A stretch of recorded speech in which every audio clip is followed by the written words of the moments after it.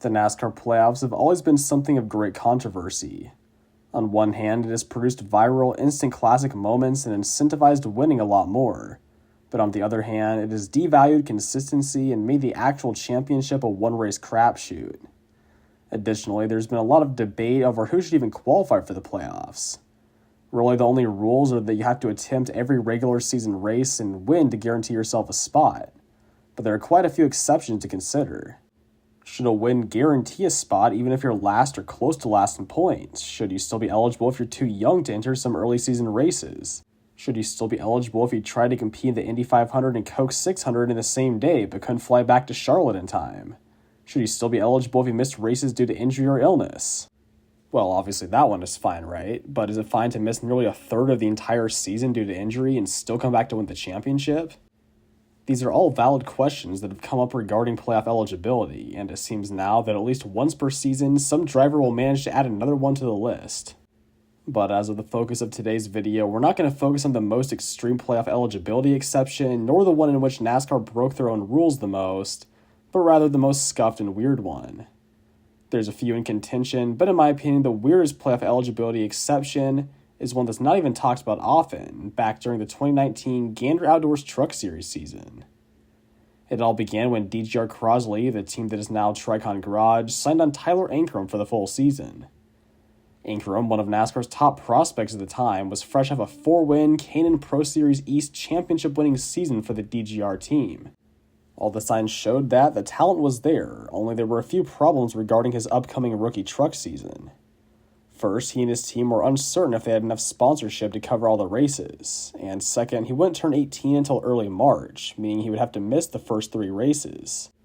But even then, given how much potential he showed, DGR Crosley was still committed to keeping him on board, and they were even able to obtain a playoff waiver from NASCAR to excuse the missed races. Ankrum's playoff hopes were still alive, but realistically, he'd have to win or go on an absolute tear of top 5 and top 10 finishes to even have a shot. Ankrum had pretty solid results in his first few races, with top 10s in Texas and Dover, and just after receiving his high school diploma, a 3rd place in the June Texas race. Although that 3rd place was largely overshadowed by Greg Biffle, who came out of his nearly 3-year-long retirement to win the race. Also, it was looking like that race, only Ankrum's 6th of the season, might be his last, or at least the end of his playoff hopes, because his sponsorship woes caught back up to him, and he would no longer be able to run full-time with DGR. By that point, he made it up to 15th in the points, which sounds pretty good, but he was still not remotely close to making the postseason on points alone. In 2019, the Truck Series still only accepted 8 drivers to the playoffs, and Ankrum had roughly half the points of the cut-line driver Harrison Burton. But nevertheless, Ankrum was able to keep his tiny flame burning into the next week thanks to the hero of this story, Joe Nemechek. Ankrum still had enough funding to run most of the remaining races with DGR, so it was worth finding any rides he could to keep his full-time standing, and just to get experience. But he wouldn't get much of the latter with Nemechek's Nemco Motorsports team, because they had recently regressed into start and parking most of their races, especially with the number 87 truck that Ankrum was assigned to. So in both of his next 2 races, Ankrum fell out of the running less than 20 laps in with supposed brake problems, and he fell back to, well, he remained 15th in the points, but much further back at the cut line. The Truck Series was definitely not as competitive back then as it is now. Anyway, thankfully for Ankrum, he was back in the DGR truck for race 12 at Chicagoland and race 13 at Kentucky. Chicagoland was pretty uneventful for him. He qualified in 4th and got some good stage points, but didn't have the long-run speed to finish better than 13th. Meanwhile, right from the get-go at Kentucky, it was evident that Ankrum's truck was handling better. In the first stage, he charged up from his 9th place starting spot to 4th. It was a great start, but he would have to avoid falling off in the second half of the race like he did the week prior, and with moves like that on the ensuing restart, Ankrum's chances of a solid finish weren't looking the greatest. But moves like that also set the tone for the rest of the stage, as after a relatively calm first stage, the second one quickly descended into madness. What happens here, he's in the middle of the screen, the orange truck, he's going to dip below Decker in the 54, bounces up, just wasn't quite clear of Natalie, and she was holding her line, and they clipped Boyd into that outside wall. There's Johnny Sauter in that 13 truck, and around goes the 42 of Finley. And no contact there, just got out from under him.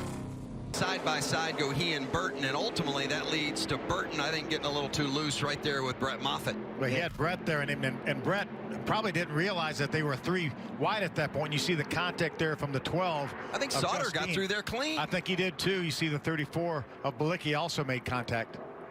Grab a couple spots. Stewart racing inside the top 10. Oh, and there's Infinger and Jones hard into the wall. Running 1 and 2. After Grant Infinger cleaned up both himself and Brandon Jones in a dive bomb move for the lead, the second stage ended under caution with Matt Crafton out front and Ankrum back up to 4th. Ankrum's own restart mistakes likely positioned him out of harm's way from all the carnage, and only having run a couple of green flag laps, his team opted to stay out and inherit the lead for the final stage restart. Got Ben Rhodes jumping to the outside of Harrison Burton. Rhodes going to try to make it 3 wide. Crafton loose.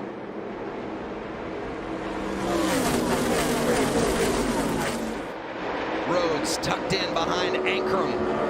Now Harrison Burton makes it 3 wide for second and gets it for the time being. Look at this battle. For the lead, Tyler Ankrum in front of Ben Rhodes. Ankrum has led more laps tonight than any other race in his career. He led 9 at Texas earlier this season when he finished with a top 10, and he has been out front for 14 tonight. We haven't talked a lot about Tyler Ankrum as far as being playoff eligible, but he is playoff eligible. He hasn't really been in the conversation. He wasn't old enough to start the season, but once he turned 18, he's run every race. Nascar gave him a waiver to allow him, just like they did Justin Haley when he turned 18 in the middle of the season. So that young man is also playoff eligible, and if he was to win this race, talk about turning the playoff race upside down. And then Ben Rhodes, he came in a hurry, didn't he? He came calling on Ankrum, got there, and looked like he was going to be able just to drive around Tyler, but Tyler with some nice moves down low on the racetrack. Ben trying to run the high line, he's able to hold him off. Well, you saw during the commercial break, Tyler Ankrum giving up the race lead to come to pit road to get right side tires. And that leaves Brett Moffitt in command. Moffitt, last time he came to pit road back on lap 61, he took 4 tires. You think Moffitt comes to pit road for gas only? I mean, he's still got to check. Well, here comes Moffitt, and as you guys indicated, expect him to take less time in his pit box than what we saw from the 17, and we'll see indeed if that is the case. Moffitt heading toward Alan Cavana.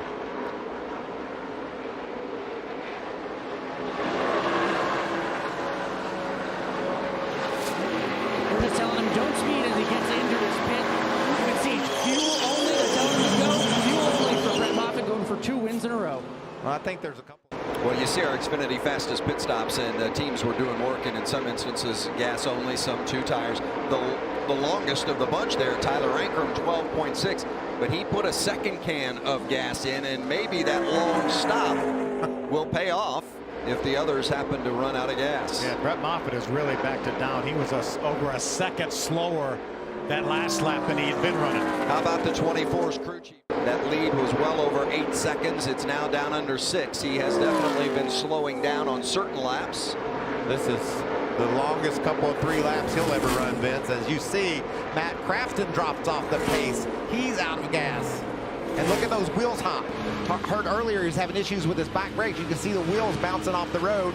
And Todd Gilliland out of gas as well. But the leader, Brett Moffitt, marches on with 2 laps remaining. 2 laps. Remember, they told him he was 2 laps short. Well, he just crossed the line, 2 to go. Can you hold your breath for 2 laps? They're guessing. They're just telling him 2 laps short to see how much he can save. Looks like to me he's out. Oh, he is out. Brett Moffitt is out of gas. And Ankrum is going to come by and take the lead. But Moffitt shaking it and heading to pit road. And here comes Tyler Ankrum in the 17 truck. Although not by many over Brett Moffitt and Sheldon Creed, Tyler Ankrum led the most laps that night and route to his first Truck Series win. So while many point to it as a fluke win or a fuel mileage win because of the finish, that wasn't really the case at all. Ankrum made quite a few mistakes, but at the end of the day, he was an 18-year-old rookie who managed the entire race well enough to not only pick up his and his DGR Crosley team's first win, but also lock himself into the playoffs. It was really a no-brainer for the DGR team at that point to keep Ankrum on board for the rest of the season, sponsor or no sponsor, as a guaranteed 8th place in points was surely more enticing than whatever funding any other drivers could throw at them. The next week at Pocono, Ankrum wasn't much of a factor in the first 2 stages, but after short pitting prior to the end of the second stage along with a dominant truck of Ross Chastain, he lined up right next to Chastain for the final stage restart and never left his mirror for the rest of the race. The entire final stage went green with Chastain and Ankrum running first and second, separated by about 1 second the whole way, making for an extraordinarily boring finish for the fans, but evidence nonetheless that Ankrum was capable of contending for the championship. With 3 of his last 4 races with DGR resulting in a podium finish, he was on an absolute tear, especially for rookie standards. So at the time, it wasn't all that ridiculous to think of Ankrum as a legitimate championship contender, assuming he could keep his momentum rolling into Homestead. Following a solid 9th place finish at Eldora, Ankrum was in contention for the win again at Michigan, the 16th and final race of the regular season. After pulling out of line before the start-finish line on the initial start and having to serve a pass-through penalty, his entire race had been an uphill battle. Finally cracking back into the top 10 at the beginning of the final stage, Ankrum continued to slowly and methodically work his way through the field, making it up to 2nd place with around 20 laps to go. He hung right behind the leader Austin Hill, and with 8 to go, he dove to the inside and made easy work of him for the lead. Looking to solidify himself as a true championship contender and perhaps one of the hottest prospects in the series if he could get a second win, Ankrum took the green flag with 4 laps to go, and just like that, the racing gods had signaled the beginning of the fall. The playoffs began on a sour note for the 17 team, with Ankrum scoring points in both of the first 2 stages, but then dropping to finish 20th due to engine problems. Already coming in with the least amount of playoff points, only the 5 from his win at Kentucky, Ankrum needed to have good runs at both of the remaining round of 8 races if he wanted to have any chance of advancing. The next week out of the Canadian Tire Motorsports Park, the lone road course on the schedule, Ankrum did put out quite a good effort, finishing 4th in the first stage and 3rd in the second stage. But ultimately, his 9th place finish still left him at the bottom of the playoff barrel, 14 points behind the cut-line driver Grant Enfinger. So at Las Vegas, it was do or die for Ankrum, who realistically was in a must-win situation. But it was simply not his night. He only scraped a few stage points and wound up in 11th place, having been eliminated in the first round, is what would have been the outcome if not for 3 of the 4 ThorSport racing trucks blowing up within the first 40 laps. First Enfinger out of 4th place in lap 6, and then both Sauter and Crafton simultaneously out of 3rd and 4th place later on. It was one of the biggest team collapses in playoff history, and it wasn't even the team's fault, as since the 2018 season, the Truck Series all but mandated the teams to run stock Ilmor NT1 engines. Or, well, that's at least ThorSport's side of the story, as if they were running provided stock engines, that makes it even more of a coincidence that 3 of their engines expired, with their 4th reportedly on the way to expiring too. But then again, Stuart Friesen also dropped his cylinder early on, and Tyler Dippel's engine gave out as well. After the race, NASCAR collected every Ilmor engine to undergo inspection, but the results of said inspection weren't really followed up on, so it was all just a big mess, and who really knows. But anyway, Tyler Ankrum's championship hopes were still alive. He began the round of 6 with a solid 7th place finish at Talladega, but after escaping the carnage there, he was not quite as fortunate the next week at Martinsville, when the entire track was clogged directly ahead of him. On the bright side, there were only 2 playoff drivers who didn't crash out around that time or fall multiple laps down, those being Ross Chastain and Stuart Friesen. But on the not-so-bright side, Ankrum was yet again at the bottom of the playoff barrel entering the penultimate race at Phoenix, where he would either need to win or have one of his competitors face serious issues. One of the playoff drivers did have some pretty serious mechanical issues, except that driver was Ankrum, and after finishing in 26th, 6 laps off the pace, he was promptly eliminated from the playoffs. It was a rather uneventful but extremely disappointing end to Ankrum's rookie year title hopes, as unlike most of the other tracks, he at least had some experience at Phoenix, finishing an impressive 6th place there the year before, in his second ever Truck Series race.